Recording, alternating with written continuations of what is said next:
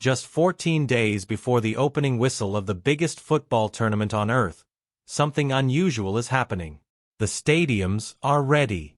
The pitches have been prepared. Television broadcasters have built studios across 3 nations. Players are arriving at training camps carrying the hopes of millions. And yet, beyond the stadium walls, another story is unfolding. It is a story of political debates, fan frustration, diplomatic complications, rising ticket prices, and questions that many believe FIFA has struggled to answer. The 2026 FIFA World Cup was designed to be historic. 48 nations, 3 host countries, more matches than ever before, more fans than any previous edition. A celebration of football on a scale the world has never witnessed.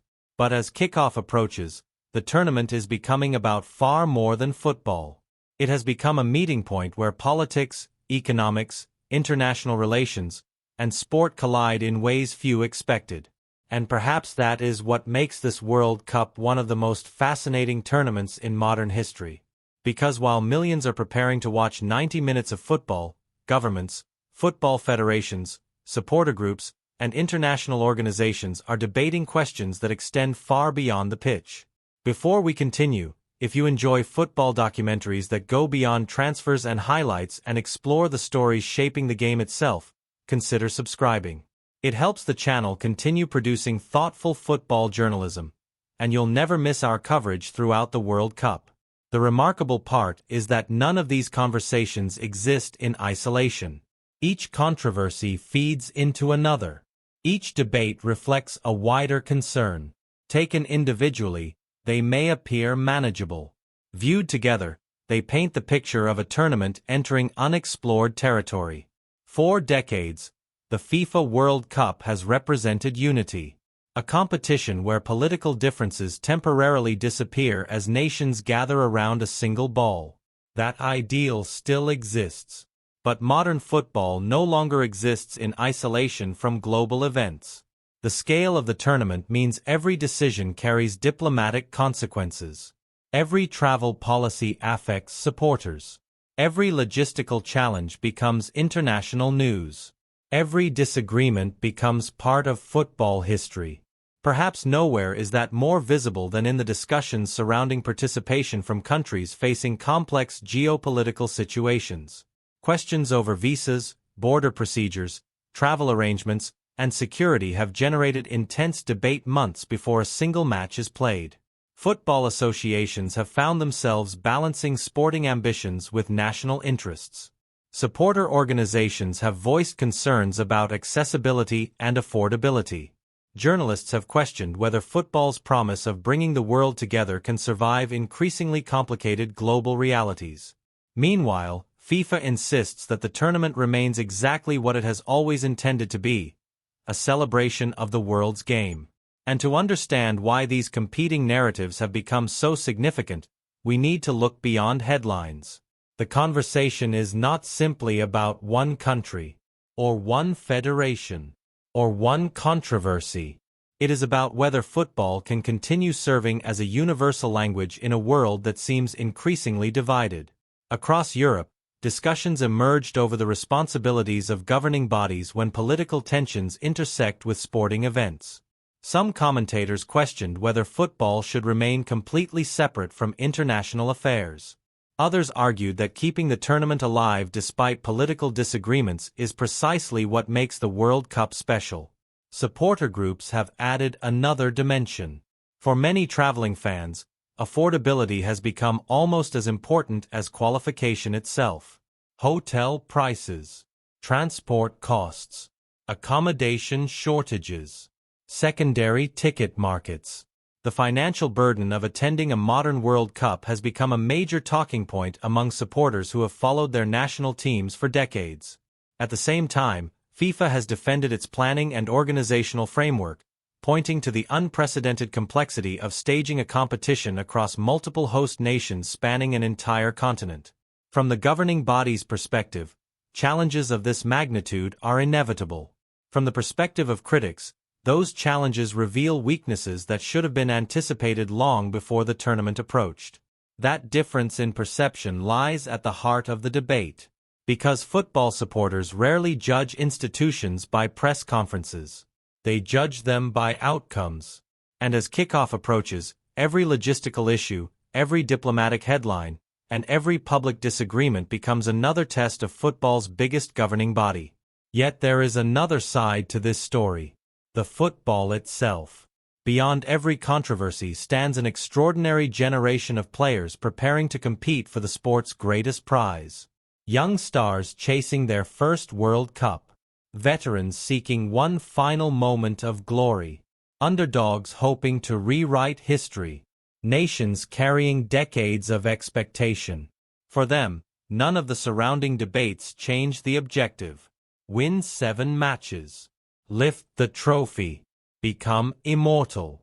That simple dream has survived wars, economic crises, political disputes, and every controversy football has ever faced. Perhaps it will survive this one too, because every World Cup eventually reaches the same moment. The referee blows the whistle, the crowd rises, the ball starts rolling, and for 90 minutes, the noise outside the stadium fades away. Whether that will happen again in 2026 remains one of the most fascinating questions in football today. The answer may define not only this tournament, but the future relationship between football and the rapidly changing world around it. The controversy surrounding the 2026 FIFA World Cup also raises a broader question that extends far beyond one tournament. What responsibility does a governing body have once a host nation has been selected? FIFA organizes the competition, negotiates commercial agreements, appoints officials, and promotes the event as a celebration of global football. Yet every host country retains authority over its own laws, immigration systems, and security policies. That balance of power has become one of the defining discussions surrounding modern international sport. For decades, football has presented itself as a game without borders.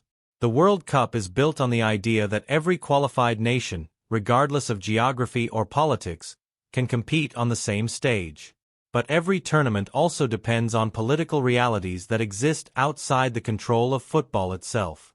Visa regulations, diplomatic disputes, security concerns, and international relations do not disappear simply because 90 minutes are about to begin.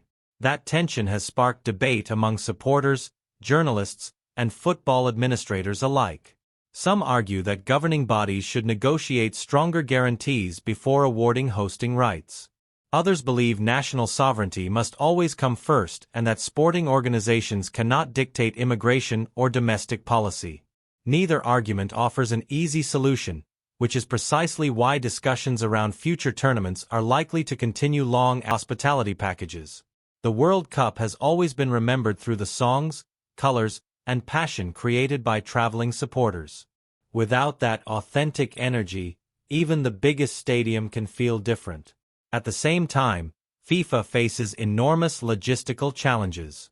Organizing an event spread across multiple countries and dozens of venues requires unprecedented coordination between governments, local organizers, broadcasters, sponsors, security agencies, and football federations. Every decision affects millions of people, and every unexpected complication attracts worldwide attention within minutes. Social media has amplified that reality.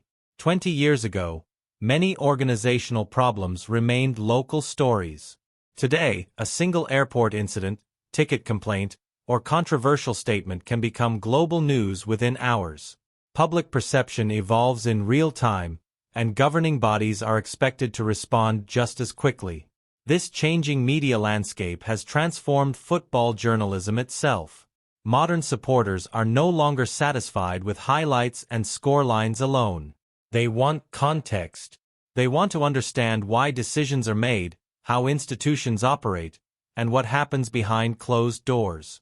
Football has become as much about governance and economics as it is about tactics and trophies.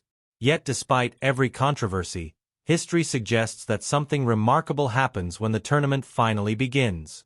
The debates continue. The headlines remain. The criticism does not disappear. But once the referee blows the opening whistle, attention gradually shifts toward the players on the pitch. A brilliant goal can unite millions of viewers who spent weeks arguing online. An unexpected underdog victory can become the defining memory of an entire generation. A young player can introduce himself to the world in 90 unforgettable minutes. That has always been the unique power of the World Cup. Every edition of the tournament carries its own controversies. Some are remembered for politics, others for organizational challenges, others for refereeing debates or off-field disputes. Yet decades later, supporters often remember the moments that happened with the ball at a player's feet. That does not mean governance questions are unimportant. On the contrary, they shape the future of the sport. Discussions about hosting requirements, supporter access, officiating standards, scheduling, player welfare, and international cooperation will influence how future World Cups are organized. Administrators will study what worked. They will analyze what failed. Federations will negotiate differently. Host nations may face new expectations. Football evolves because every tournament leaves lessons behind. Perhaps that is the true significance of the conversations surrounding 2026. They remind the football world that the game does not exist in isolation. It reflects the societies that host it, the institutions that govern it, and the billions of supporters who care deeply about its future. And still, through all the debate, the players prepare. Coaches finalize their tactics. Captains dream of lifting the trophy. Young footballers imagine creating the moment that will define their careers. For them, the World Cup remains the highest stage in the sport. That is why millions will tune in regardless of the controversies. Not because the concerns disappear, but because football has always possessed a unique ability to create hope amid uncertainty. Every tournament begins with 32 or 48 teams believing they can make history, but only one nation will leave as champion. The road to that moment is rarely straightforward.